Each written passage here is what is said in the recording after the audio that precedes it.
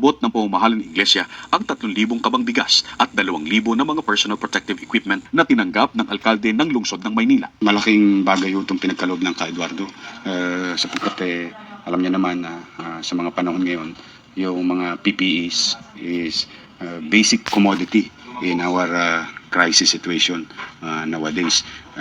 Sa aking maliit na pagkaunawa, itong sitwasyon natin tatagal pa ng ilang buwan.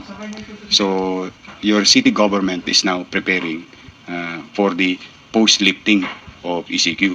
Kasi siyempre, yung ating mga frontliners, they're going to be exposed to danger. Kaya sumulat ako kay Ka Eduardo na baka sakali na meron na extra.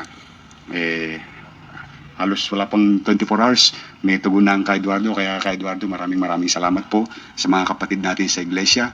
Maraming salamat sa tulong ninyo. Malaking bagay po ito. Talagang magagamit ito. Umasa naman kayo, pati yung bigas, ang hiningi ko lang po, PPE. Ginawa pa ng Kajun, ginawa pa 2,000. From 1,000 to 2,000, saka yung 3,000 sakong bigas. Umasa kayo sa mga kapatid natin sa iglesia, kay Ka Eduardo. Makararating po yun sa tamang tao, yung taong nangangailangan. Ang pagtulong na ito ay kinikilala ng mga kaanib sa Iglesia ni Cristo na pagsunod sa utos ng Panginoong Diyos na ibigin ng kapwa. Tapos yung sa Iglesia ni Cristo, hindi ko alam kung anong desisyon. But I continue to respect the church and the Iglesia ni Cristo and other sect of their choices. They are still a citizen. They are a citizen of the country. They are voters. They are entitled to choose kung anong iboboto nila, kung anong mapagkakaisahan. Ang importante, ang sa akin, basta ako, ay pinagpapasalamat ko sa Iglesia ni Cristo sa maraming pagkakataon. Kasama ko ang Iglesia. In fact, ako panawagan ko sa mga kapatid natin sa Iglesia. Kung ano man ang magiging desisyon ng ating tagapamahalang pangkalahatan, ng Ka Eduardo. O mga kapatid, sumunod kayo. Kasi yun ang aral. Kasi kailangan patuloy tayong sumunod sa mga aral at tagubilin ng tagapamahala. Kailangan nilang sundin. Ako, ayun ang panawagan ko.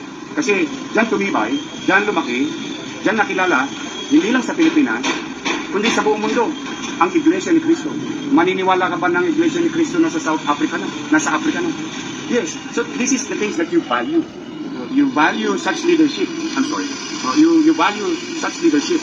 Kaya sa mga kapatid natin Iglesia ni Cristo, sumunod po tayo sa tagubilin ng tagapamahalang pangkalahatan, ng Ka Eduardo, at kung ano ang mapagkaisahan at mapagpasyahan, sundin natin. Yun ang akin dyan. And I will respect that with all honesty, with all my heart.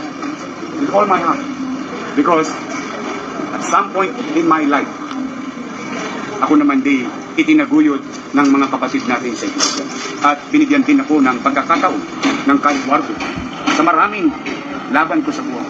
So, life must go on, but we must continue to listen and heed to the call ng ating tagapamahalang pangkalahatan ng Ka Eduardo.